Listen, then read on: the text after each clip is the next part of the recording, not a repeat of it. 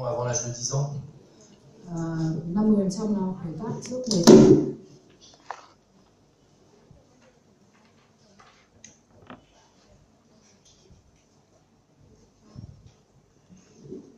Alors, parfois, il y a des causes évidentes. Par exemple, après un traumatisme crânien, on peut avoir des séquelles qui vont donner une épilepsie. Khi nó là hệ quả của những cái chấn thương sọ. Après un accident vasculaire cérébral, on peut aussi avoir une cicatrice qui donne une épilepsie. Hoặc là những cái di chứng AVC nó gây ra những tình trạng xơ sẹo ở vùng mỏ não. Certaines tumeurs donnent des épilepsies. Một vài cái u gây ra triệu chứng động kinh. Toutes les tumeurs qui touchent le cortex peuvent donner une épilepsie. Cả những cái u mà nó xâm phạm vào vỏ não đều gây ra triệu chứng động kinh. Ça sera les gliomes de bas grade par exemple chez l'adulte. Ví dụ như những cái u thần kinh đệm, glio bậc thấp ở người trưởng thành. Des métastases chez la personne âgée. Hoặc là những cái di căn ở người già. Des méningiomes. Những cái u màng não. Je vais surtout parler des petites lésions, celles qui sont difficiles à voir. Người ta hay nói đến hai cái tổn thương nhỏ. Des épilepsies, il y en a partout. Tỷ lệ động kinh ở khắp tất cả mọi nơi. Donc, je vais vous expliquer comment il faut faire une imagerie de l'épilepsie. L'imagerie de l'épilepsie, c'est de préférence l'IRM. Ông sẽ nói về cái chẩn đoán hình ảnh động kinh và chủ yếu sử dụng cộng hưởng từ. Les grosses lésions, on les verra au scanner. Les lésions qu'on ne voit pas bien au scanner, il faut faire une IRM. Những cái tổn thương mà lớn thì có thể xem trên CT, nhưng mà những cái tổn thương nhỏ thì cần cộng hưởng từ.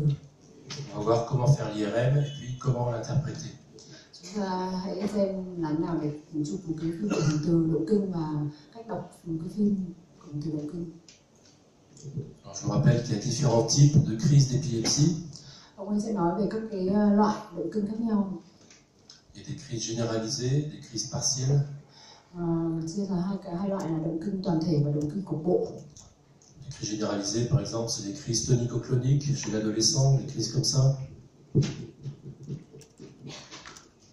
Động kinh thể co cứng cơ. En général, il y a une perte de connaissance, une morsure de langue, une perte d'urine. Hoặc là những triệu chứng kèm theo như là mất ý thức và có. Parfois, il y a des absences chez le petit enfant vers 3-4 ans. L'enfant, il est en train de jouer, puis il s'arrête de jouer, il ne bouge plus, il ne répond pas aux questions, et après, il redevient normal. Cái loại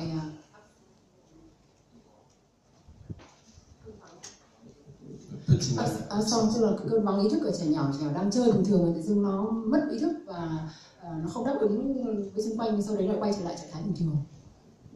Dans ces types de crises, d'habitude, il n'y a pas de lésion visible en imagerie. Thường là những cái thể này thì sẽ rất là khó tìm được tổn thương thực thể trên hình ảnh. C'est pas la peine de faire une imagerie pour les épilepsies habituelles, généralisées, les crises tonico-cloniques comme ça. Thông thường thì không cần thiết phải chụp cộng hưởng từ để tìm những cái tổn thương ở những cái thể động kinh toàn thể này. Par contre, il y aura souvent des lésions lorsque le début des crises est partiel. Par exemple, ça commence par une main. Ngược lại, những cái động kinh cục bộ ở những cái bộ phận cơ thể khu trú thì lại cần tìm nguyên nhân. Les crises partielles peuvent être motrices, des mouvements anormaux comme ça. Có thể là động kinh vận động, những cái cử động bất thường ở một cái bộ phận cơ thể. Des crises sensitives, on sent des choses bizarres sur la peau. Hoặc là động kinh cảm giác, tức là mình cảm thấy những cái cảm giác bất thường ở một vị trí nào đó trên cơ thể. Des crises sensorielles, on peut avoir des hallucinations visuelles, on voit des choses qui n'existent pas, ou on sent des odeurs qui n'existent pas. Hoặc là những cái thể động kinh cảm giác, và những cái về thị giác, hoặc là mình nhìn thấy những cái hình ảnh bất thường mà không có thực. Parfois, c'est l'impression d'avoir déjà vécu quelque chose. Hoặc là người ta cảm giác là trải qua những cái gì đó không có thực. Alors, ces crises, elles peuvent rester partielles ou elles peuvent se généraliser secondairement à l'ensemble du corps. Những cái động kinh này đầu tiên có thể là cục bộ, nhưng về sau có thể biến thành toàn thể. Donc, à chaque fois qu'il y aura des crises partielles, il faudra faire une imagerie, de préférence une IRM, pour chercher une lésion. Khi mà có những cái biểu hiện động kinh cục bộ này thì chỉ định chụp cộng hưởng từ để tìm ra tổn thương thực thể. Et la sémiologie des crises, la clinique va orienter vers la région où il faut chercher la lésion. Những cái triệu chứng lâm sàng ở những cái định khu thì sẽ hướng đến những cái tổn thương thực thể cần phải tìm. C'est des anomalies à l'électroencéphalogramme aussi. Hoặc là kết hợp với điện não đồ để chẩn đoán. Pour les épilepsies, souvent c'est des lésions toutes petites et c'est très important, mais très important d'avoir la clinique. Những cái tổn thương động kinh thường là rất là nhỏ nên là cần phải những cái dấu hiệu chỉ điểm của lâm sàng để lưu ý. Si on ne connaît pas la clinique, on va faire des bêtises. Nếu mà chúng ta không có lâm sàng thì chúng ta sẽ rất là làm nhiều ngớ ngẩn, giống như cái hình ảnh giống như là một người mù đi không để ý cái hố, có thể lao xuống hố. Donc si on a des crises motrices focales, on va chercher vers le cortex moteur, en avant du sillon Rolando. Khi mà có dấu hiệu động kinh vận động cục bộ khu trú thì phải tìm những cái tổn thương ở vùng vỏ, ở vùng vận động. Des hallucinations visuelles, on va regarder le cortex occipital, les régions visuelles. Hoặc là có những vấn đề về thị giác thì phải tìm tổn thương vùng vỏ, vùng trầm. Des hallucinations auditives, on entend des voix, des sons bizarres, il faut regarder le cortex temporal. Hoặc là những cái thể động kinh thể thính giác, nghe những cái âm thanh kỳ lạ thì phải tìm tổn thương ở cái vùng thùy thái dương. Si on a l'impression d'être étranglé comme ça, c'est l'insula parfois. Cảm giác như bị bóp nghẹt ở cổ. L'insula. Thì vùng thùy đảo. Những cái tổn thương mà cảm giác như bị bóp nghẹt ở cổ thì ta sẽ đi tìm tổn thương ở vùng thùy đảo. Dans les crises hyperthermiques du nourrisson, l'enfant qui a de la fièvre et qui fait des crises, c'est pas la peine de faire une imagerie. Ở trẻ nhỏ thì có những cái cơn động kinh do sốt, gọi là co giật do sốt ở trẻ nhỏ thì cũng không cần thiết phải chụp cộng hưởng từ để tìm tổn thương. Dès qu'il y a une crise partielle, il faut faire une imagerie. S'il y a un déficit neurologique focal, Và ông nhắc lại những cái cơn động kinh cục bộ khu trú thì cần phải chụp cộng hưởng từ để tìm tổn thương. c'est des anomalies cutanées qui font suspecter une sclérose tubereuse de Bourneville, un Sturge-Weber, des choses comme ça, il faut faire une imagerie. Những cái động kinh mà liên quan đến cảm giác thì hay liên quan đến cái hội chứng Bourneville. Si l'enfant il perd des acquisitions, par exemple il marchait ou il parlait, puis après il s'aggrave, il ne marche plus, il ne parle plus, il faut aussi faire une imagerie. Hoặc là đứa trẻ mà nó đang vận động, đang hoạt động, phát triển trí não vận động bình thường mà nó đột nhiên nó thay đổi thì cũng cần phải chụp để tìm nguyên nhân. Si les crises commencent très tôt, avant l'âge d'un an, il faut faire une imagerie. Thường là dưới 1 tuổi.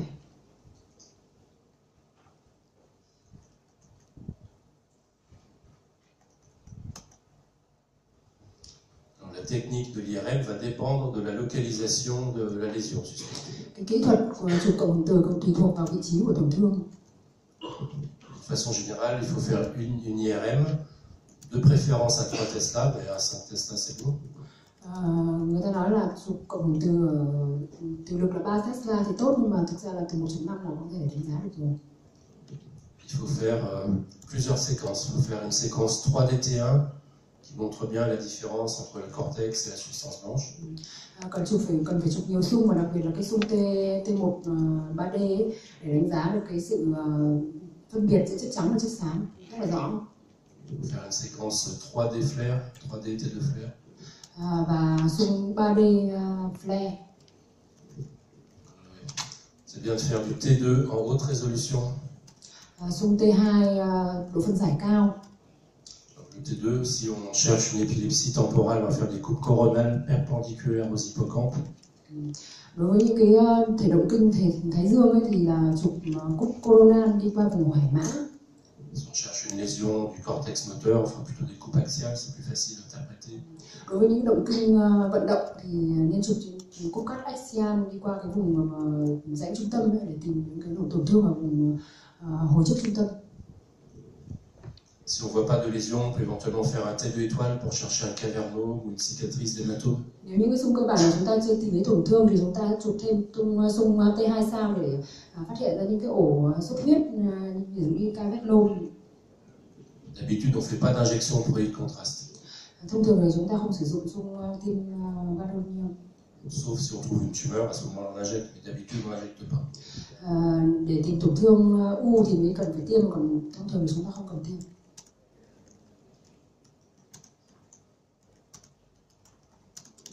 Donc c'est important de faire des coupes bien fines, de préférence des séquences 3D On peut reconstruire en coupe millimétrique, on peut se promener dans tous les sens comme ça.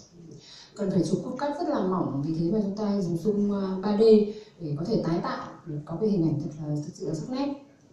Il ne faut pas juste faire un T1 axial, un T2 axial, ça marche pas. Những cái cốt cách T1 axial, T2 axial thì không sử dụng. Quand on a une petite lésion, quand on suspecte une épilepsie temporale, on va chercher des lésions dans cette région-là. C'est bien de faire des coupes coronales en T2, en flair, perpendiculaires aux hippocampes. Những cái tổn thương nhỏ ở vùng thái dương thì cái lát cắt coronal đi qua vuông góc, đi qua cái vùng hồi hải mã thì giúp đánh giá tổn thương rất là tốt. Ça c'est une coupe sagittale qui passe par l'hippocampe. Là il y a l'amygdale temporale, ça c'est l'hippocampe. On essaye de faire des coupes parallèles et perpendiculaires à l'hippocampe.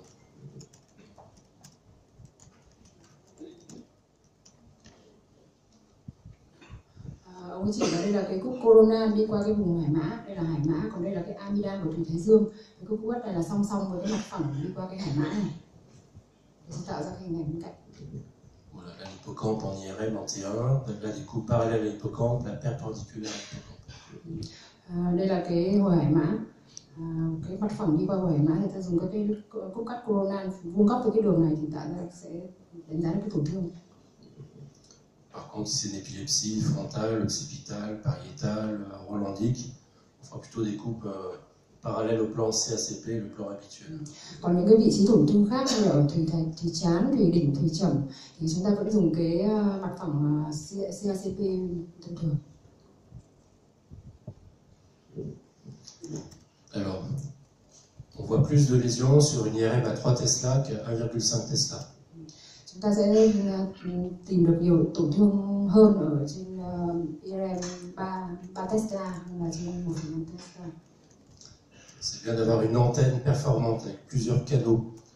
Il y a des antennes multicanaux, multi-channel. C'est plus performant. Vì thế cũng cần phải nhiều những cái antenne nhiều kênh, đa kênh, cái antenne đa kênh hơn. Le plus important, c'est l'expérience du radiologue. Và cần phải nhà chẩn đoán hình ảnh có kinh nghiệm. Un radiologue qui a eu l'expérience de faire de l'imagerie d'épilepsie, souvent, il voit peut-être 2 fois plus de lésions que les autres radiologues. Thông thường những cái nhà chẩn đoán hình ảnh mà chuyên về động kinh thì họ sẽ tìm được gấp đôi tổn thương so với những nhà chẩn đoán hình ảnh thông thường. Ça c'est une comparaison d'IRM à 1,5 Tesla et à 3 Tesla. Đây là hình ảnh so sánh giữa bên đây là 1,5 Tesla, bên đây là 3 Tesla. À 3 Tesla, on voit des petites lésions comme ça qu'on ne voit pas à 1,5 Tesla. Ở trên 3 Tesla thì ông nói là tỷ lệ tổn thương rất là tinh tế, rất là nhỏ ở vị trí này, mà trên 1,5 Tesla thì chúng ta không quan sát thấy. Les lésions que l'on cherche sont souvent toutes petites comme ça. Và không được bỏ qua những cái tổn thương rất là nhỏ và tinh tế như thế này. Ça c'est une dysplasie corticale focale, ça donne des épilepsies très sévères. Đây là cái tổn thương loạn sản vỏ khu trú và gây ra triệu chứng động kinh. C'est souvent des patients, ils font 30 crises d'épilepsie par jour. 30. Và những cái tổn thương dù nó rất nhỏ như này, loạn sản vỏ khu trú rất nhỏ như này nhưng có thể gây ra 30 cơn động kinh một ngày. Bien sûr, ils ne peuvent pas aller à l'école, ils ne peuvent pas travailler, ils ne peuvent pas conduire, ils ne peuvent rien faire. Chính vì có quá nhiều cơn động kinh trong ngày nên là cái người đấy người ta không thể hoạt động, lao động được, không thể đến trường, không thể lái xe, không thể lao động bình thường như những người khác được. Si on voit la lésion en IRM et qu'on peut l'opérer, souvent le patient est guéri. Khi chúng ta tìm thấy những cái tổn thương khu trú như này thì hoàn toàn có thể phẫu thuật được.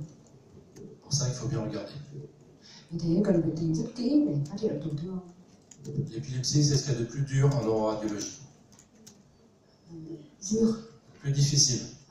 Ông nói là epilepsy thực sự là một cái lĩnh vực khó đối với nhà chẩn đoán này. Il faut beaucoup d'expérience. Thì cần rất là nhiều kinh nghiệm.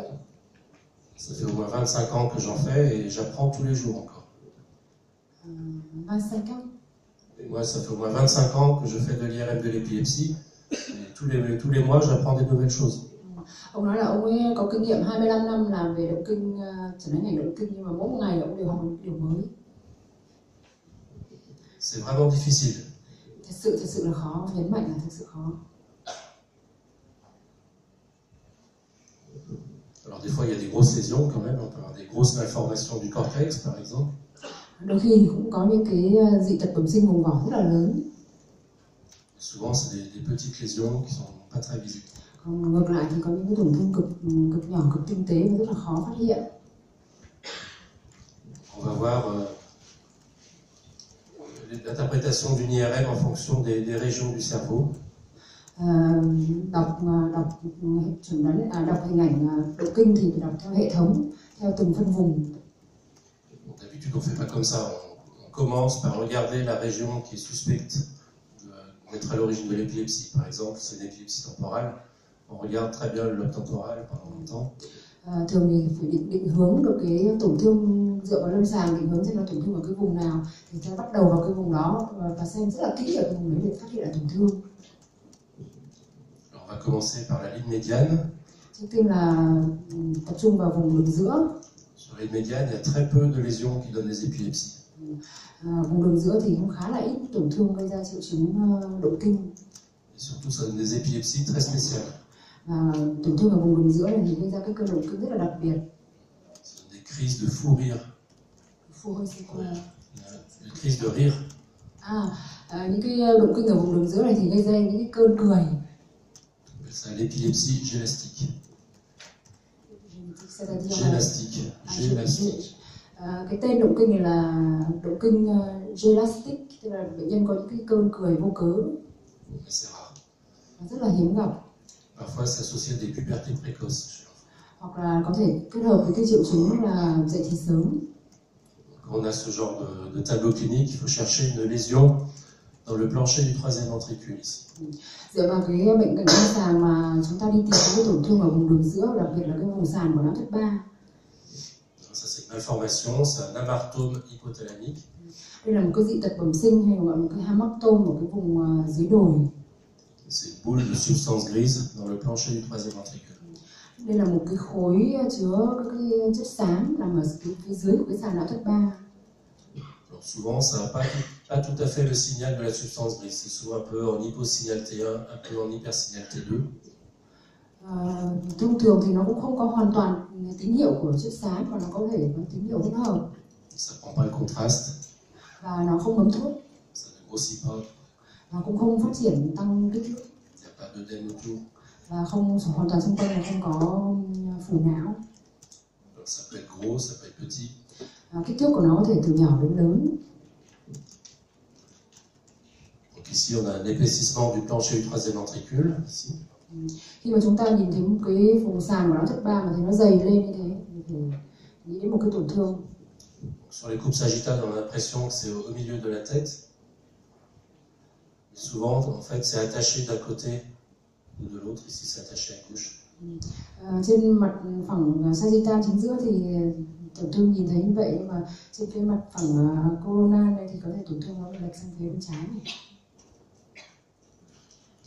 Si vous avez une épilepsie gélastique, il faut chercher un amartome hypothalamique. Khi mà bệnh nhân có cái biểu hiện động kinh cười ấy, thì phải tìm có tổn thương ở cái vùng dưới đồi này.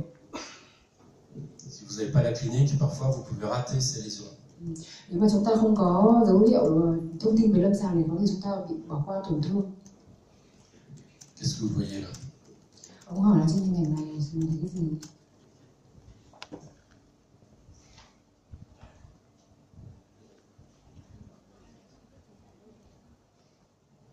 En T1, on voit qu'il y a une petite boule en trop ici. Nói là trên T1 thì cũng nhìn thấy một cái bóng tổn thương nhỏ hình tròn ở đây. Donc des fois ça peut être petit, en T2 c'est très difficile, on voit pas bien, c'est ça. Nói trên T1 thì nhìn thấy ở đây, nhưng mà trên T2 thì rất là khó, có thể nó ở vị trí này. Là si vous n'avez pas la clinique, vous allez rater facilement cette lésion. Nếu mà chúng ta không nắm được thông tin lâm sàng này, có thể chúng ta hoàn toàn bỏ qua cái tổn thương này.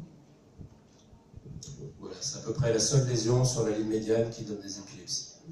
Ở đường giữa thì chỉ có duy nhất là cái tổn thương này gây ra triệu chứng động kinh thôi. Nhắc lại là cái động kinh gélastic. Après, on va voir la région temporale interne, la partie interne du lobe temporal. Tiếp theo là cái vùng thái dương trong. Le neurologue, il peut dire si l'épilepsie, c'est plutôt la région temporale interne ou la région temporale externe. Bác sĩ chẩn đoán ảnh sẽ trả lời là cái vùng đấy là vùng thái dương trong hay là vùng thái dương ngoài. Dans la région temporale interne, il y a beaucoup de lésions qui peuvent donner des épilepsies. Và cái vùng thái dương trong này có rất nhiều loại tổn thương gây ra triệu chứng động kinh. Je vous rappelle l'anatomie de la région temporale interne. Và có nhắc lại về giải phẫu của cái vùng hải mã. Ça, c'est une coupe coronale en T1 qui passe par l'hippocampe. Nó đây là cái cúp coronal đi qua vùng hải mã. Donc ça, c'est l'hippocampe ici. Cái vùng này là vùng hải mã. Là, il y a un sillon qu'il faut connaître, c'est le sillon collatéral. Sillon collatéral. Ông nói là đây cái rãnh bên. Ça, c'est la corne temporale du ventricule latéral. Ngay phía trên của cái vùng hải mã là cái sừng thái dương của não chất bên. Et juste en dehors, il n'y a pas de substance grise. Và phía bên ngoài này thì hoàn toàn là không có chất xám. Alors l'hippocampe, on a vu, il a une tête, un corps et une queue. Hải mã thì cũng có phần đầu, phần thân và phần đuôi. Alors à certains endroits, on a l'impression de voir 3 petites boules. 1, 2, 3. Trên lát cắt corona này sẽ có 3 phần là phần trois. Des reliefs, des petites boules. Sẽ tạo ra cái hình lồi, 3 cái đường lồi ở phía mặt trên của cái hải mã. Donc ça, c'est l'aspect normal des hippocampes. Ở đây là hình ảnh bình thường của cái hải mã. On n'a pas de substance grise en dehors de la corne temporale. Nhắc lại là phía ngoài này là hoàn toàn không có chất xám. Le sillon collatéral, il n'est pas trop profond. Và cái rãnh bên này thì sẽ không quá sâu.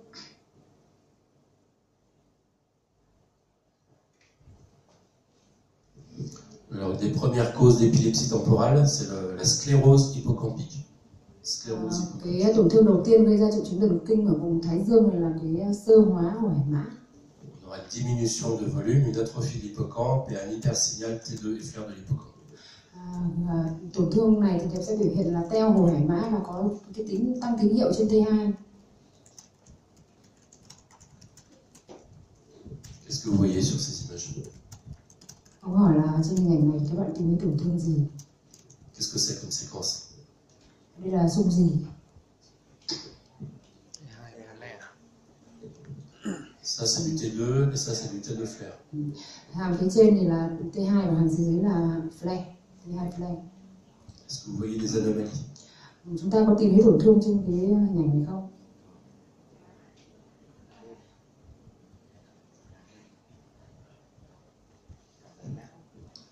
Là, il y a un hypersignal T2 de l'hippocampe, un hypersignal flare de l'hippocampe.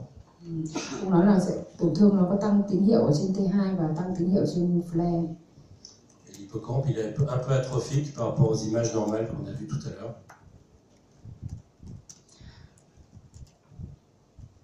Ông nói là cái hải mã bên phải này nó hơi teo nhỏ hơn so với hình ảnh bình thường mà chúng ta vừa mới nhìn thấy. On appelle ça la sclérose hippocampique. Đây là chẩn đoán là sơ hóa hải mã. Ça donne des épilepsies sévères. Gây ra triệu chứng động kinh rất là nặng. C'est souvent des patients, quand ils étaient bébés, ils ont fait des crises hyperthermiques. Crise d'épilepsie, crise hyperthermique. Thông thường là những đứa trẻ này sẽ có tiền sử là co giật do sốt lúc nhỏ. Après, ils n'ont rien eu pendant 10, 15, 20 ans, et après, ils font une épilepsie temporale. Sau theo thời gian thì sẽ gây ra cái tình trạng là sơ hóa teo hồ hải mã và sẽ gây ra triệu chứng động kinh khi trưởng thành. Alors l'atrophie, elle peut être unilatérale ou bilatérale. Những cái tổn thương sơ hóa hải mã này hoàn toàn có thể một bên hoặc cả hai bên. L'hippocampe gauche, il est un petit peu atrophique aussi. Đối với bệnh nhân này thì ông nói là cái hồ hải mã bên trái này nó cũng hơi teo nhỏ một chút. Donc ça, il faut le chercher. C'est une des causes les plus fréquentes d'épilepsie temporale. Ông nói là cái tổn thương sơ hồ hải mã là cái nguyên nhân thường gặp nhất của động kinh thì thái dương nên là chúng ta cần phải đi tìm. Qu'est-ce que vous pensez de celui-ci? Bệnh nhân này thì sao? Chúng ta thấy gì hình ảnh gì? Qu'est-ce que c'est comme séquence? Xung này là xung gì? T2, T2 flare, et ça, vous savez, j'en ai pas parlé encore. Nó là xung này là xung T2, đây là T1, còn cái xung này là xung gì? Thì ông chưa nói. Donc en flare, on supprime le signal de l'eau. Xung flare là xung xóa nước. Là, on essaye en tout cas de supprimer à la fois le signal de l'eau et le signal de la substance blanche. Il ne reste plus que la substance grise. Cái dung này là dung xóa nước và xóa cả cái chất trắng nữa, làm cho cái trắng nó đen đi và chỉ còn để lại cái chất xám nó sáng lên. La double inversion récupération. Đây là 2 lần flare.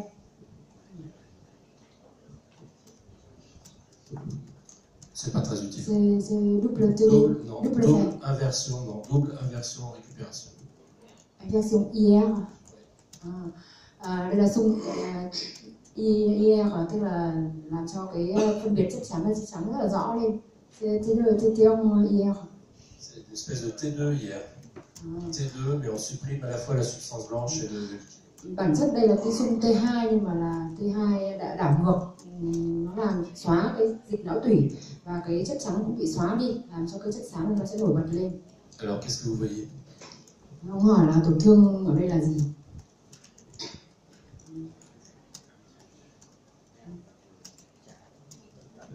Donc il y a un hypersignal T2 et flair de l'hippocampe gauche.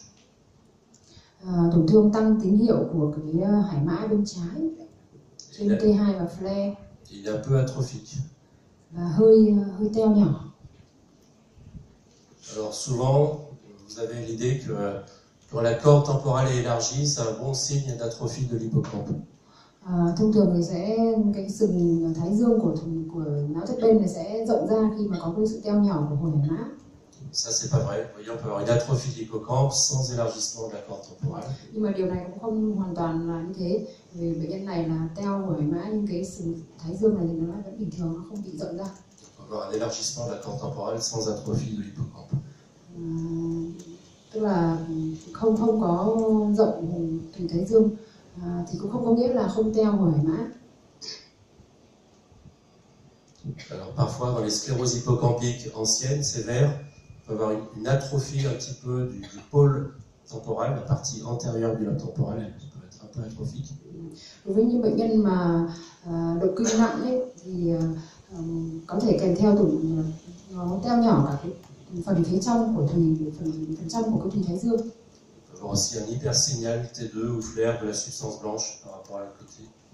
Và cái chất trắng ở cái vùng tổn thương này nó cũng tăng tín hiệu hơn so với cái bên đối diện. Parfois on a une atrophie du pilier du trigone, ce petit truc qui peut être atrophique du côté de la lésion.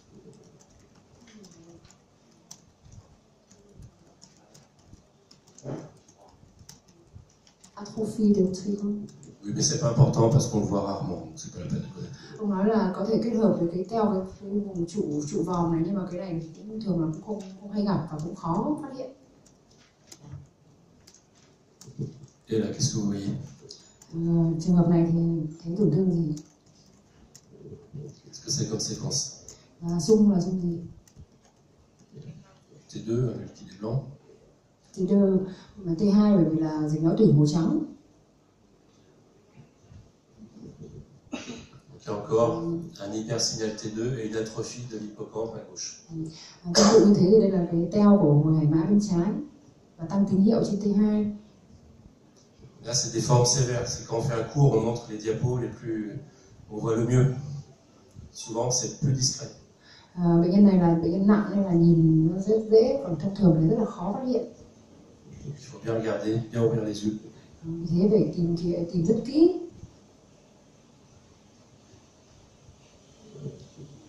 Là, c'est pareil, une sclérose hippocampique gauche. Tương tự bệnh nhân này cũng bị teo hồi hải mã bên trái.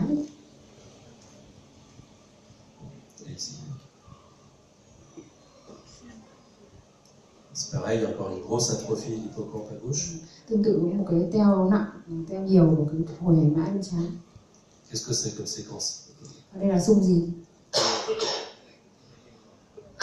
Teo. C'est pondéré en T1, le liquide est noir, substance gris foncée, substance blanche gris clair. Đây là xung T1 vì là dịch não tủy màu đen, chất trắng thì màu trắng, còn chất xám thì màu xám. C'est une forme spéciale de T1 parce que l'air est blanc. D'habitude il est noir, mais l'air est blanc. Autour de la tête, l'air est blanc. C'était en IR. Oui, T1 version récupération.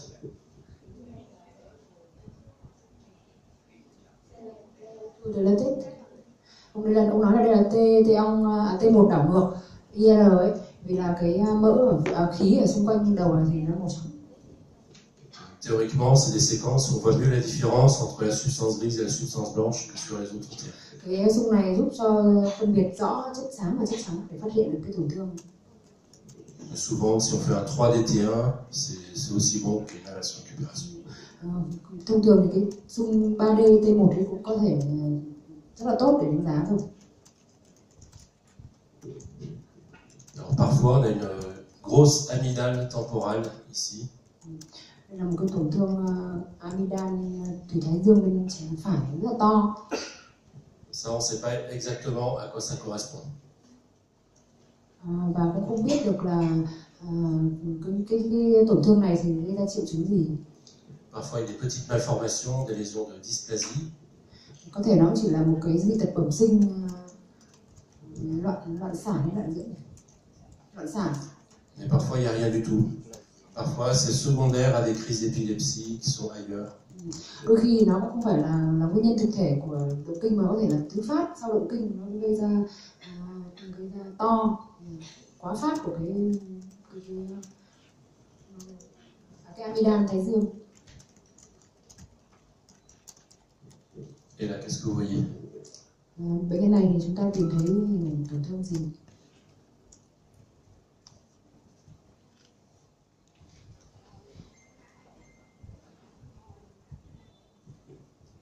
Là, les deux hippocampes sont un peu trop gros. Ils ne sont pas atrophiques, au contraire, ils sont trop gros.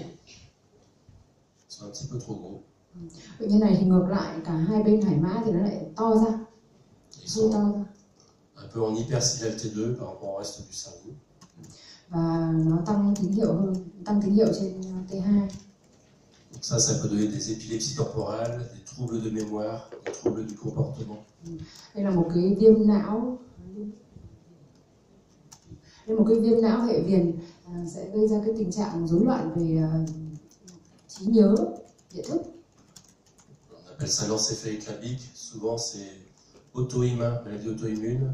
Parfois c'est paranéoplasique, à cause d'une tumeur ovarienne par exemple, tératome de l'ovaire. Métastase de tumeur. Non, c'est pas des métastases.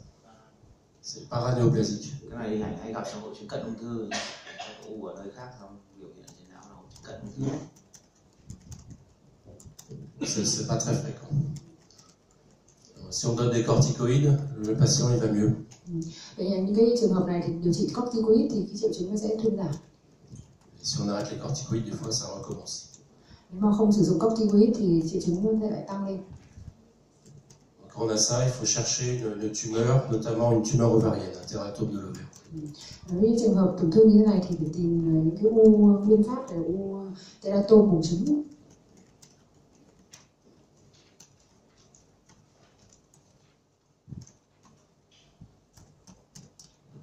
Et là, qu'est-ce que vous en pensez? Trường hợp này thì sao? C'est du T1 inversion récupération parce que l'air est blanc. Ông nhắc lại đây là xung T1 IR là đảo ngược vì khí ở xung quanh là màu trắng. C'est un patient qui a une épilepsie temporale. Đây cũng là một bệnh nhân động kinh thái dương. Le neurologue, il ne sait pas si c'est à droite ou à gauche. Và bác sĩ thì cũng không biết là bên phải hay bên trái. Qu'est-ce que vous voyez? Chúng ta thấy tổn thương gì?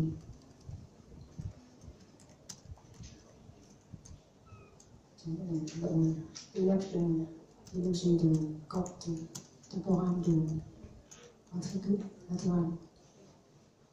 Ça n'a pas de valeur. L'élargissement de la carte temporale, il faut oublier. Ông nói là mình nói là có cái rộng của cái sừng thái dương thì ông nói là quên những cái này đi, không để ý nó, nó không có giá trị. Là, sur cette coupe, les hippocampes, ils sont pas atrophiques. Trên cái cúc cắt này thì hai bên không thấy teo.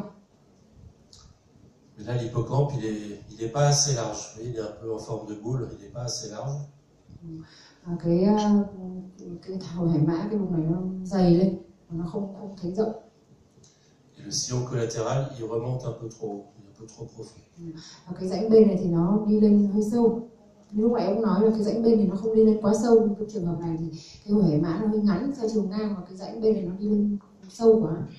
Donc il y a une petite malformation, on appelle ça la malrotation hippocampique. malrotation hippocampe. Cái trường hợp này là một cái trường hợp dị tật bẩm sinh là cái xoay bất thường, cuốn bất thường của cái hồi hải mã bên trái.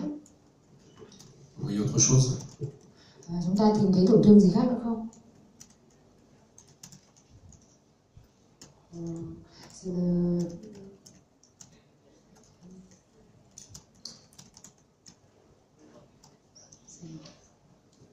Ça, c'est un volute partiel. Un volute partiel. Mình chỉ đây là có thể là tổn thương ông nói là không, đây chỉ là cái hiệu ứng thể tích thôi, hiệu ứng thể tích. Si vous regardez ici, les vallées sylviennes, elles n'ont pas la même forme ici et là. Ông nói là cái hình dạng của hai cái thung lũng Sirius này nó không giống nhau, không cân đối hai bên. Là, le cortex il est un peu trop épais. Và cái vỏ não ở cái vùng bên phải nó dày hơn. Il y a aussi une petite malformation du cortex ici. Ở đây cũng là một cái dị tật bẩm sinh ở cái vùng vỏ, cái hồi đảo bên phải. Et ça, c'est plus grave que ça. Và cái tổn thương này thì nặng nề hơn là cái tổn thương phía dưới này. Ça peut se voir chez les gens normaux. Il y a des gens qui n'ont pas d'épilepsie qui ont ça. Cái tổn thương này, cái hình ảnh này thì lại không gây ra triệu chứng động kinh. C'est souvent à gauche d'ailleurs. Và thông thường cái tổn thương này hay gặp ở bên trái. Ça, c'est une malformation. Le cortex, il est anormal. C'est probablement une séquelle d'accident ischémique du fœtus anténatal, avant la naissance. Cái tổn thương dị tật ở cái vùng vỏ, cái hồi đảo bên phải này thì thường là cái di chứng của một cái tai biến mạch não AVC trước khi sinh. Ça, la polymicrogyrie. La polymicrogyrie, c'est-à-dire qu'il y a trop de circonvolutions et trop petites. Đây là một cái dị tật bẩm sinh là đa hồi não nhỏ, rất là nhiều những cái hồi não nhỏ nó li nó tạo thành cái hình ảnh dày của cái vỏ não ở vùng này.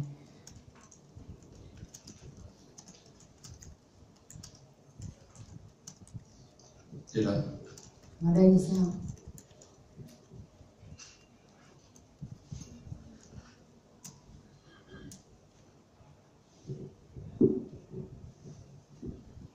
c'est encore une épilepsie temporale.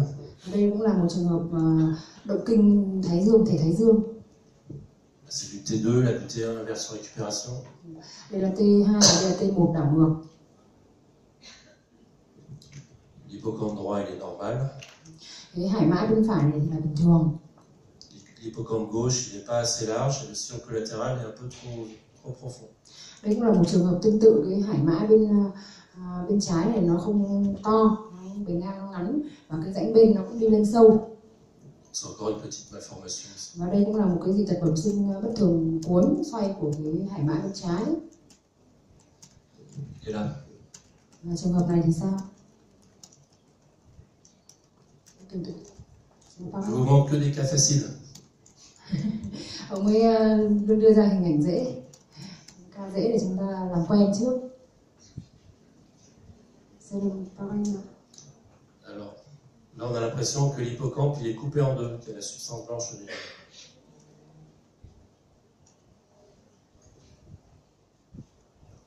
L'hippocampe, il est en deux morceaux au lieu d'un seul. Cái hải mã bên trái này nó gồm có hai phần, deux morceaux.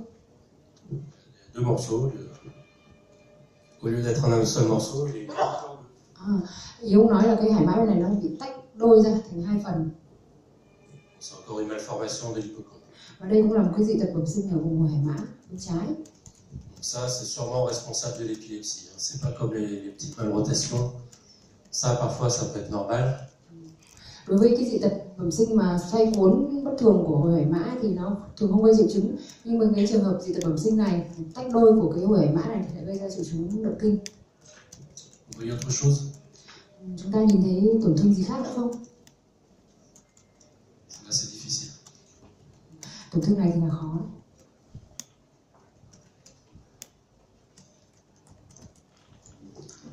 Là, il y a un petit peu trop de circonvolution. Ici, là. Trop de circonvolution, trop de sillon. Ông nói là cái vùng thùy thái dương bên phải này thì nó có quá nhiều hồi não nhỏ, nhiều hồi não nhỏ cái vị trí này. Ça, c'est difficile. Và tổn thương này cực khó. Juste là, d'habitude, c'est plat ici. Là, il y a plusieurs circulations. Theo thói quen thì chúng ta phải so sánh hai bên. Cái hình thái nó bất thường, không đối xứng, không cân xứng giữa hai bên thì ta sẽ nghi ngờ bên kia là tổn thương.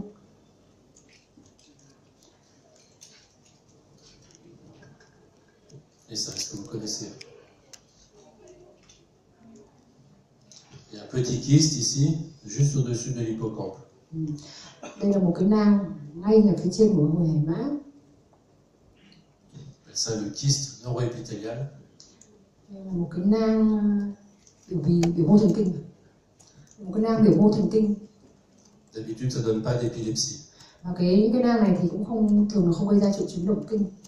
Si vous trouvez ça, vous décrivez, il y a un petit kyste, mais je ne pense pas que ça soit la cause de l'épilepsie.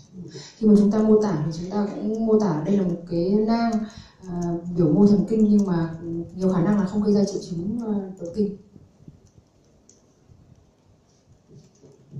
Après, il faut bien regarder la base du lobe temporal. Parfois, le lobe temporal, il descend sous la base du crâne un petit peu. C'est souvent tout petit. Đôi khi phải quan sát rất là tinh tế những cái trường hợp mà thoát vị của cái thùy thái dương này rất là nhỏ, nó đi xuống dưới. Ça, c'est des choses, si on les cherche pas, on les voit pas.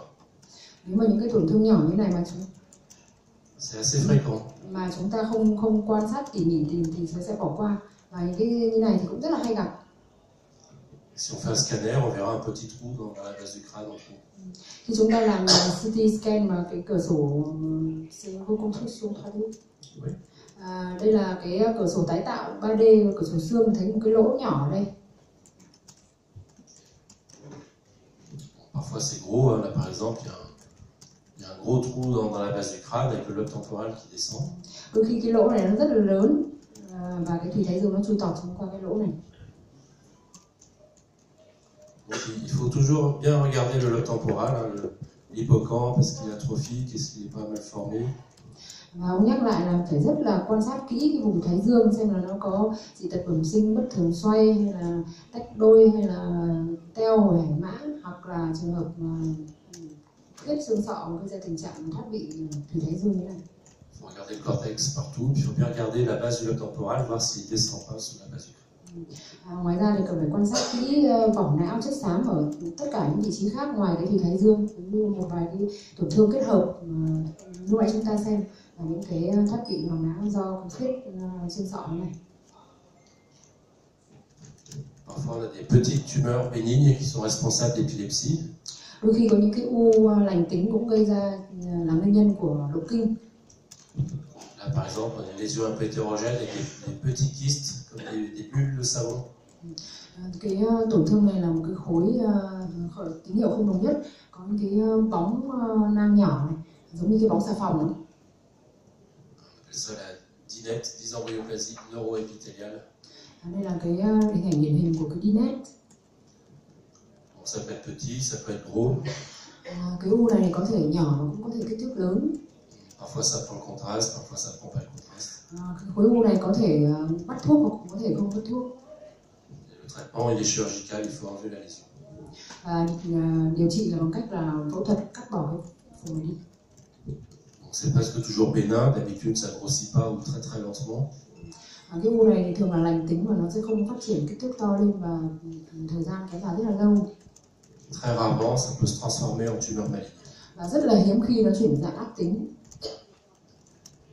Dinette. U dinette, hình ảnh hình là những cái bong bóng xà phòng.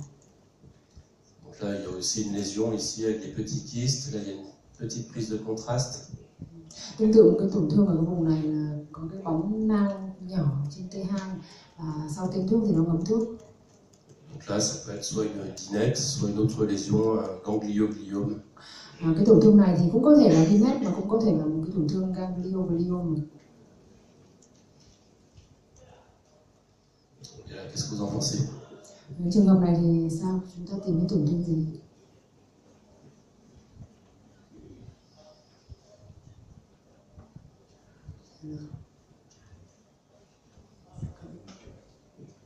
Voilà, il y a une petite lésion intracérébrale, corticale, hétérogène.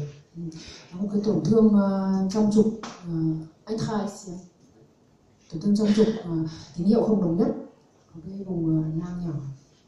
C'est noir en périphérie, au centre il y a des petites logettes blanches. Cái vùng xung quanh thì màu đen và cái vùng ở giữa thì màu xám. C'est un cavernome. Đây là cái hình ảnh cavernome ở thùy thái dương bên trái. Ça va jusque là?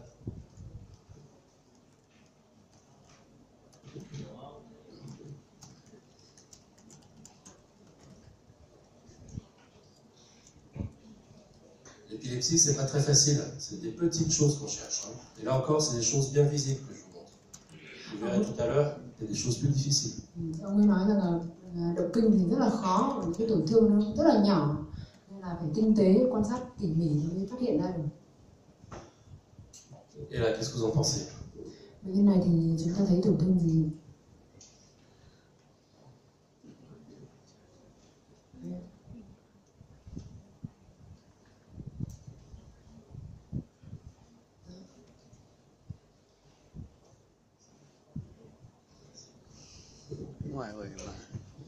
Là, c'est normal. On n'a pas de substance grise en dehors de la corde temporale. Ông nói là cái hồi hải mã bên trái này bình thường không nhìn thấy cái chất xám ở phía ngoài. Et là, il y a de la substance grise en dehors de la corde temporale. C'est pas normal. Và cái bên phải này thì là có cái chất xám ở phía ngoài của cái hải mã. Như ông nói lúc nãy cái hình ban đầu ấy, cái hải mã nó chia thành cái ba cái bun ở phía trên này, cái rãnh bên này nó ngắn, không lên quá sâu, và phía ngoài này hoàn toàn nó không có chất xám. Bệnh nhân này thì có cái chất xám ở đây là bất thường. On appelle ça une hétérotopie. Đây là cái lạc chỗ chất xám. Chez l'embryon, quand le cerveau il se développe, les neurones ils sont fabriqués dans la paroi des ventricules et après ils vont migrer vers le cortex. Phát triển thần kinh thì ban đầu là các cái tế bào thần kinh nó ở bao quanh các cái não thất và sẽ di trú dần ra phía ngoài vỏ này. Cái trường hợp này là trường hợp bất thường, chất xám nó vẫn còn lạc chỗ ở cái vị trí này. Parfois la migration elle se fait pas, les neurones ils restent dans la paroi des ventricules, ça fait des hétérotopies. Khi mà có dị tật bẩm sinh xảy ra bất thường thì cái tế bào thần kinh nó không di trú mà nó dừng lại ở vị trí này thì nó sẽ gây ra tình trạng là lạc chỗ. Parfois il s'arrête en chemin dans la substance blanche, au milieu là il y en a pas, mais ça pourrait être au milieu dans la substance blanche. Đôi khi thì nó sẽ xảy ra tình trạng nó dừng bất kỳ ở trên cái đường đi từ cái bên ngoài của não thất này đi ra phía vỏ, thì nó có thể dừng bất kỳ vị trí nào.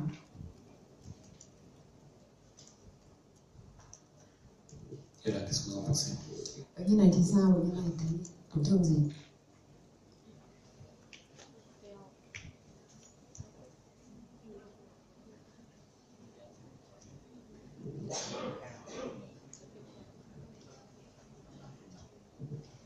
Donc, toujours, c'est encore une épilepsie temporale.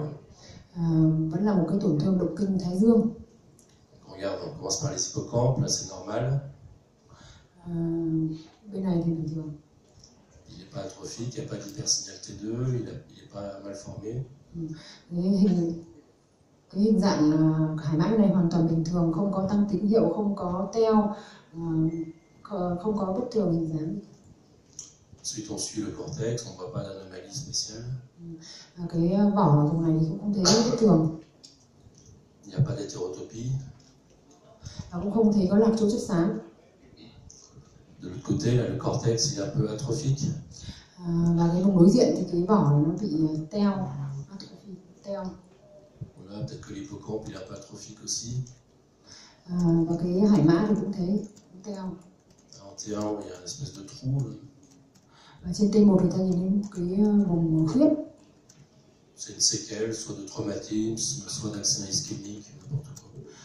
Và đây cũng là cái tổn thương di chứng của một cái tổn thương thiếu máu cũ,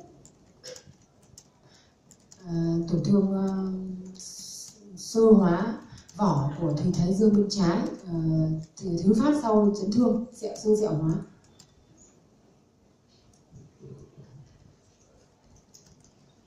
Donc là j'ai fait le lobe temporal, mais c'est pareil pour tous les lobes frontal, le pariétal, tout regarder. Từ nãy giờ thì ông lấy hình ảnh điển hình của thùy thái dương, nhưng mà tất cả các vị trí khác, các thùy khác thì cũng thấy cũng tương tự. Donc on a vu la ligne médiane, on a vu le lobe temporal, on va voir maintenant la paroi des ventricules, la substance blanche. Chúng ta vừa học qua phần tổn thương ở đường giữa ở thùy thái dương, và bây giờ đến phần thứ ba là cái thành thành của não thất và chất trắng. Qu'est-ce que vous en pensez? Bệnh nhân này mọi người tìm thấy tổn thương gì?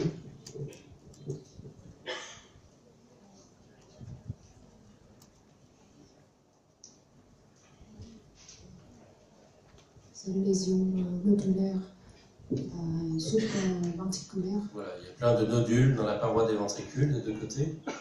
Ông nói là có rất là nhiều tổn thương nằm ở cái thành bên ngoài của não thất bên hai bên. Ça a le même signal que la substance grise. Và cái tín hiệu của cái tổn thương này thì nó giống tín hiệu của chất xám. Ce sont des hétérotopies encore. Đây cũng là một trường hợp lạc chỗ chất xám quanh não thất. Et là, Và trường hợp này thì sao?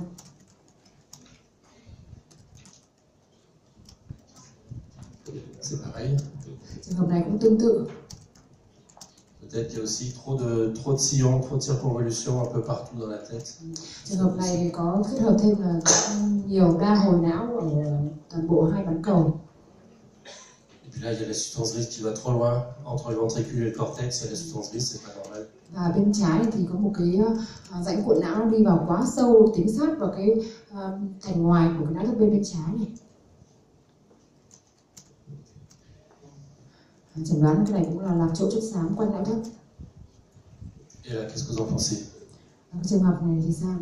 Qu'est-ce que c'est comme séquence? Xung này là xung gì? C'est T1. Ça, c'est du T1. Le flair. Ça, c'est du flair.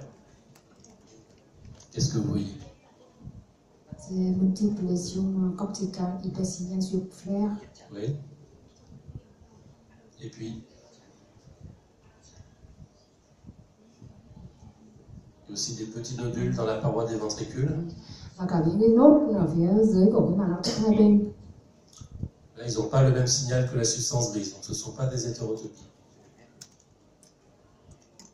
Và nó không, cái tín hiệu của cái nốt này nó không cùng tín hiệu với chất xám. Vous connaissez la pathologie, je pense. C'est la maladie du Bourneville. Voilà, c'est la sclérose tubereuse de Bourneville. Đây là cái trường hợp điển hình của một cái xơ cứng cổ của Bourneville. Donc, il y a souvent des nodules dans la paroi des ventricules. Nhiều tổn thương dạng nốt ở thành của não thất bên. Au scanner, ils sont parfois calcifiés. Après l'âge de 10 ans, souvent ils sont calcifiés. Và trên CT scanner thì cái tổn thương này có thể vôi hóa. Sau khoảng 10 năm thì có thể vôi hóa. Donc il y a des lésions du cortex, des tumeurs corticaux. Và những cái tổn thương dạng ủ ở vùng vỏ não. Et parfois il y a un nodule vers le trou de Monro qui va grossir, donner une tumeur, un astrocytome à cellules géantes. Là, il n'y en a pas. Và những cái nốt mà ở cái vị trí lỗ Monro này thì nó có thể phát triển kích thước to lên, hay còn gọi là cái u Siga. Le nom de cette tumeur c'est Siga. Astrocytome, oui c'est ça. Astrocytome à cellules géantes. Subépandymale géante astrocytome. Cái u này tên là u tế bào khổng lồ, hay viết tắt là Siga. Et là, Bệnh nhân này c'est le cortex. voilà, là, il y a une bande de substance grise dans la substance blanche, c'est anormal. Thấy một cái giải viền chất xám ở phía trong chất trắng này. Donc c'est encore une forme d'hétérotopie, cette fois-ci c'est en bande, on appelle ça le double cortex. Đây cũng là một dị tật bẩm sinh lạc chỗ chất xám dạng giải, nó tạo ra cái hình ảnh là double cortex. Cũng là một cái lạc chỗ chất xám. Et là, Bệnh nhân này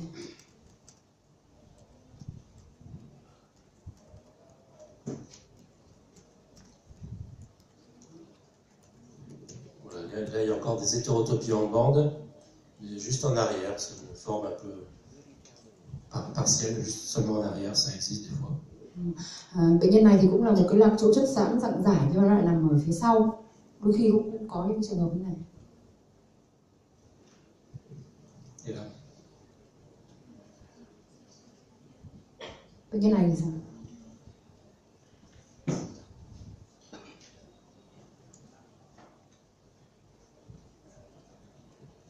il y a une boule de substance grise ici. Hein. C'est pas normal. Bệnh nhân này thì là một cái khối chất xám nằm ở phía sừng, phía sau của sừng chẩm ngón thất bên trái, và cũng là một cái lạc chỗ chất xám. Đây là lạc chỗ chất xám dưới vỏ. Une sorte d'hétérotopie encore. Et là,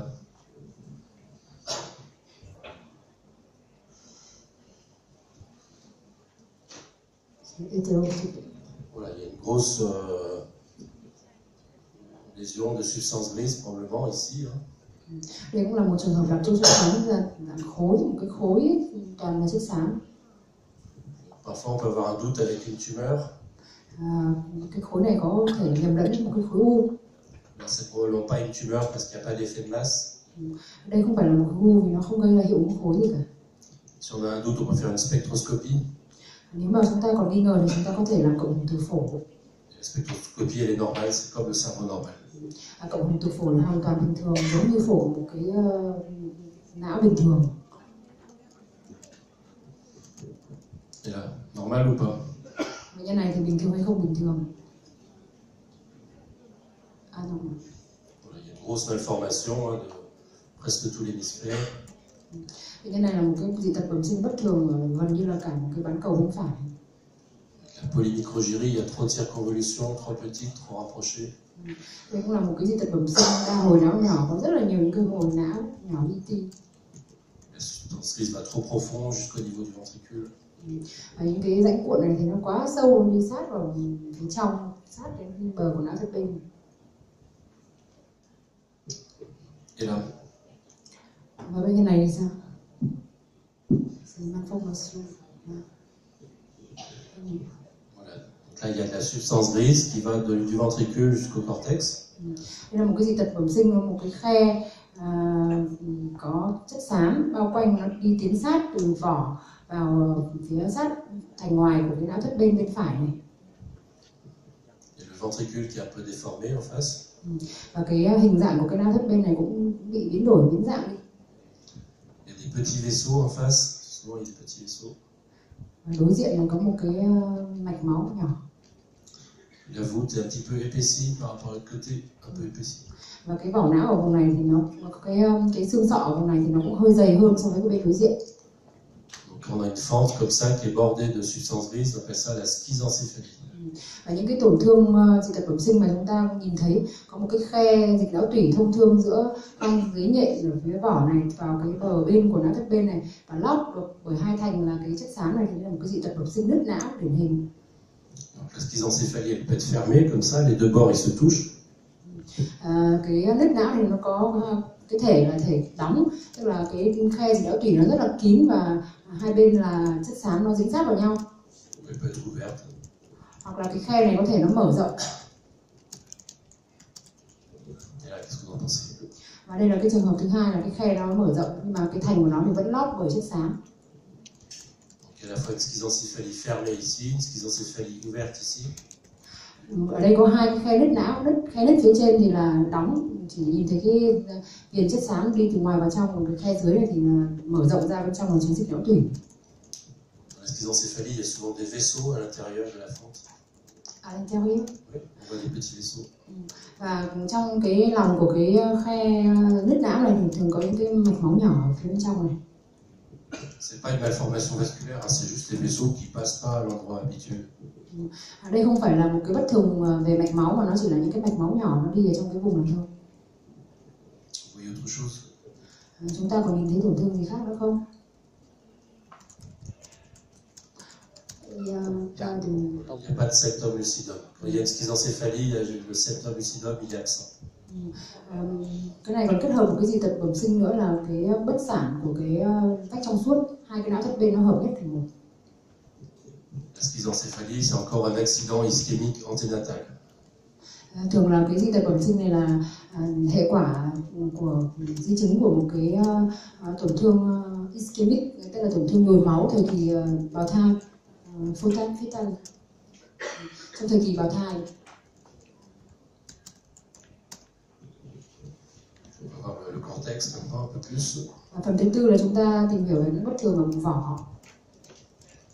Chez l'embryon, le cerveau au début il est lisse, on voit juste un peu les vallées sylviennes, les sillons de Rolando. biopsie. C'est un cerveau d'embryon. Oui, c'est un vrai cerveau. Un cerveau de quel animal? D'un bébé, embryon, je sais pas, 3-4 mois, 4 mois. Ông nói đây là một cái não thật của một đứa trẻ khoảng mấy tháng, một thai nhi mấy tháng, thì nhìn thấy rõ những cái rãnh cuộn não.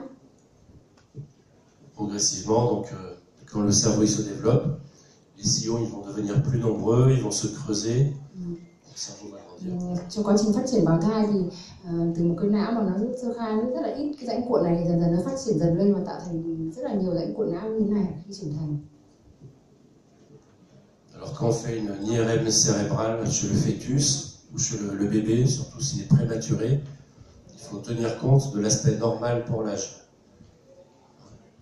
L'aspect du cerveau, il n'est pas pareil à 30 semaines, 40 semaines, etc.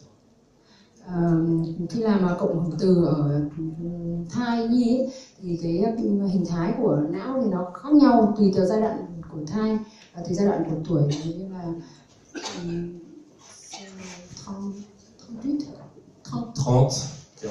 30 semaines de fœtus. Đây là 30 tuần tuổi thai nhi, đây là 40 tuần tuổi và đây là người trưởng thành. Donc, si vous faites du diagnostic anténatal, il faut bien connaître l'anatomie normale pour l'âge. Và khi chẩn đoán hình ảnh, khi đọc chẩn đoán hình ảnh cộng hưởng từ thai thì cần phải biết cái hình thái bình thường của não tùy theo độ tuổi. Parfois les seules anomalies qu'on voit, c'est un aspect trop jeune du cerveau. Il n'y a pas assez de circonvolution pour l'âge. Khi mà nhìn thấy một cái não mà nó rất là ít các cái hồi cuộn não và cái rãnh cuộn não thì nó cũng là tương ứng với tuổi thai thôi.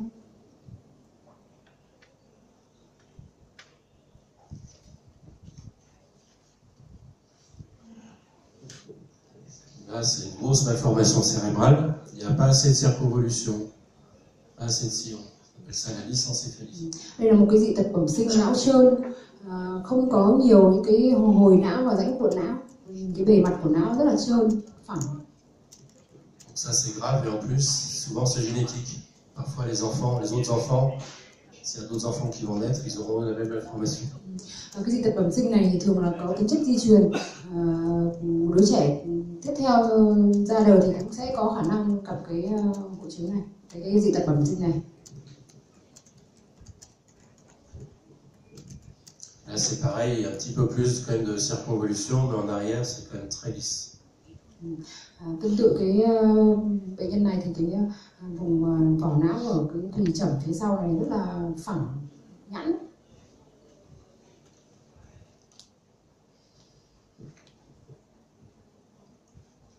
Là le cortex il est trop épais autour des vallées sylviennes des deux côtés. Bệnh nhân này thì cái vỏ não ở quanh cái vùng thung lũng Sibian thì nó lại rất là dày, thô cả hai bên. Ça souvent ce sont des choses qui sont ratées. Les gens ils connaissent pas bien les malformations du cortex. Ils font un scanner, ils voient pas les anomalies, pourtant c'est très très gros. Đối với những người mà ít kinh nghiệm thì họ thấy đối xứng hai bên này thì họ cũng chẳng nghĩ đến là bất thường bẩm sinh, nhưng mà thực sự đây là một cái bất thường bẩm sinh lớn.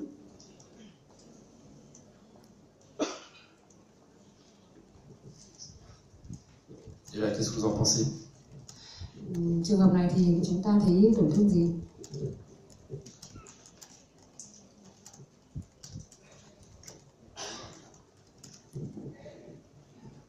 Là, c'est plus difficile. Trường hợp này thì khó. J'ai l'impression que l'image elle est floue. Có cảm giác như là hình ảnh nó hơi mờ.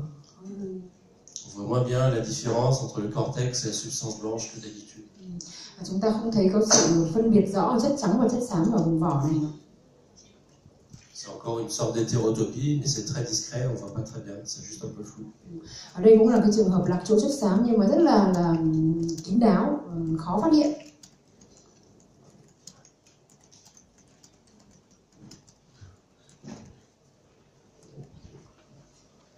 Alors, on peut éventuellement faire des reconstructions 3D, si on fait une séquence 3D, soit 3D-T1, soit 3D flair, ça marche mieux avec le flair. Faire des reconstructions 3D du cerveau. Đôi khi thì chúng ta tái tạo 3D để tạo ra cái hình ảnh này. Et parfois on voit des anomalies qu'on voit pas bien sur les coupes axiales. Si on fait des reconstructions, on voit mieux. Đôi khi những cái tổn thương chúng ta không thể thấy trên những cái khúc cắt lát cắt thì chúng ta tái tạo ba bên thì có thể thấy được. Ça prend pas plus de temps d'acquisition, on fait un 3D flair pour l'épilepsie, et après on fait des reconstructions volumiques comme ça. Đôi khi không cần phải chụp xung thêm mới mà dựa vào cái xung đã chụp là 3D flare và chúng ta tái tạo là có thể thấy được. Par contre, pour faire la construction, c'est un peu long, ça dure un quart d'heure pour enlever tout ce qu'il y a autour du cerveau. Il faut enlever l'os, il faut enlever la dure mère. Khi mà chúng ta chụp xung mới thì có khả năng rất mất nhiều thời gian, 25 phút để tái tạo tất cả mọi thứ. Et là, qu'est-ce que vous en pensez? Bệnh nhân này thì sao?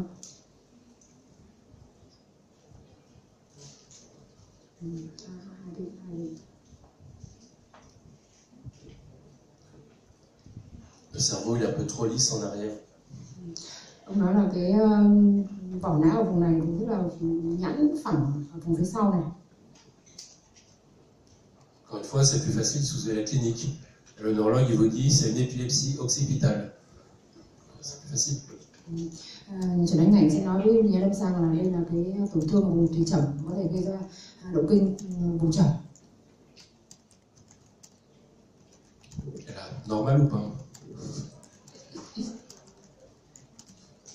Bon, il y a une grosse malformation de tout l'hémisphère, à gauche, à droite.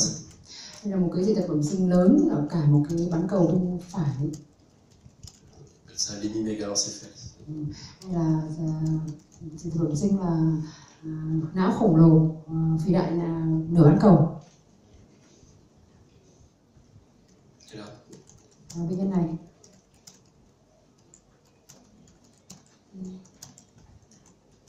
voilà, il y a trop de circonvolutions, trop de sillons, des deux côtés, dans les régions rolandiques un peu, ou pariétales. ông nói là có tổn thương nhiều cái hồi não nhỏ ở vùng quanh cái rãnh Rolando hai bên và ưu thế ở bên trái. Polymicrogérie.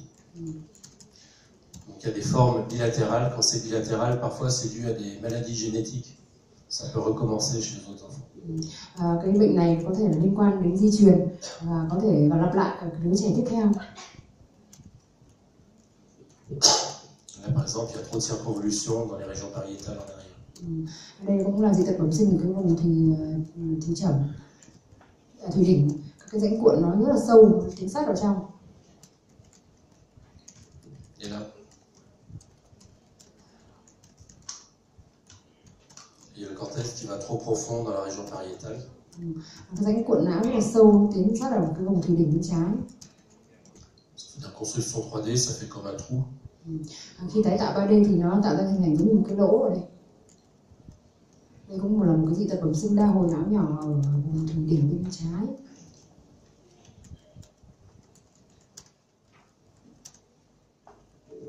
Et là,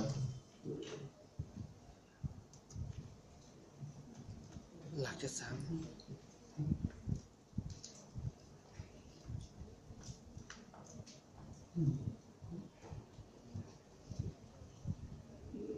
je vous écoute.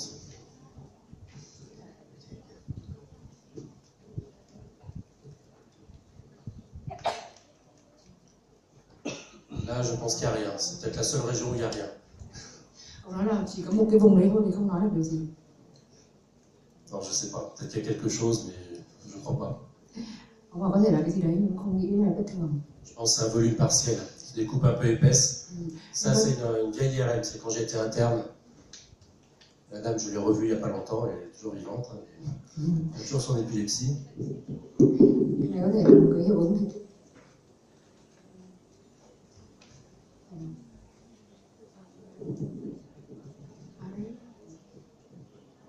C'est normal?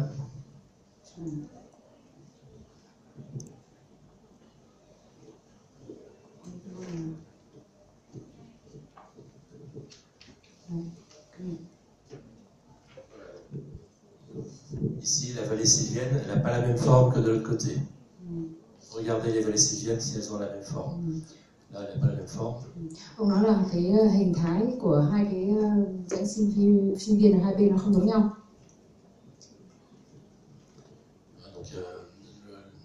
Donc, la jonction de la substance grise et la substance blanche est un peu floue par rapport à l'autre côté, c'est pas normal par ici. Và cái phân biệt chất trắng chất xám ở đây nó hơi bị mờ hơn so với bên đối diện. Vous voyez autre chose?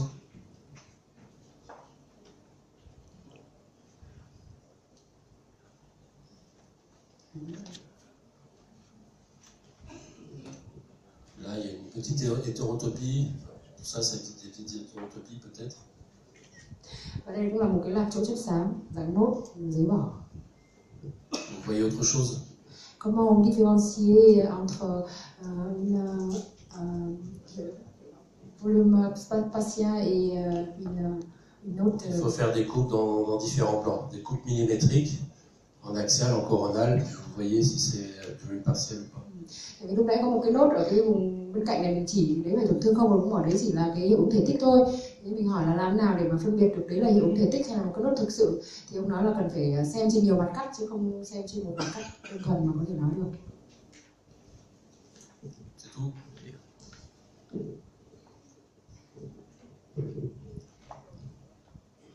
Là, il y a un gros amartome hypothalamique.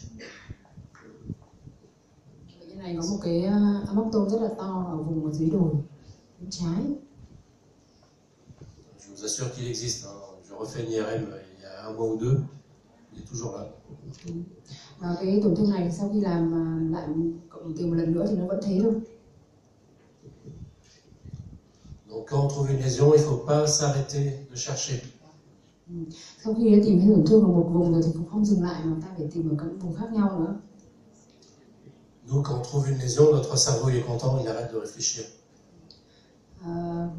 Luôn phải động não chứ không được hài lòng với những cái gì đã tìm thấy. Il faut se forcer à chercher. Cần phải có động lực để tìm tổn thương. Pas que le chirurgien il opère la mauvaise lésion. Parfois c'est une autre lésion qui est responsable de l'épilepsie. Khi mà bác sĩ phẫu thuật